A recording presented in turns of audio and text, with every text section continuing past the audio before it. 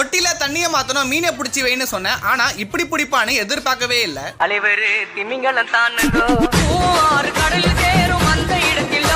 இந்த மீன் செத்தா என்ன, வேற மீன் வாங்கிக்கலான்னு ஈஸியா சொல்லிடுவாங்க. ஆனா அந்த மீன் வளர்த்தவங்களுக்கு தான் கஷ்டம் என்னன்னு புரியும்.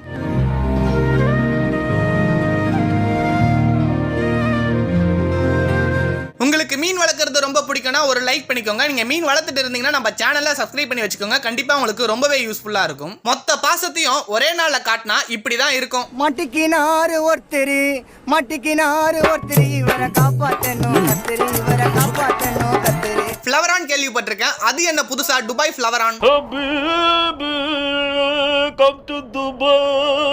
என்னடா இது, மண்டைக்கும் உடம்புக்கும் சம்பந்தமே இல்லாம இருக்கு. இந்த மாதிரியான மீனை நான் என் வாழ்க்கையில பார்த்ததே கிடையாது. நீங்க பார்த்திருக்கீங்களா இல்லையான்னு கமெண்ட் பண்ணுங்க.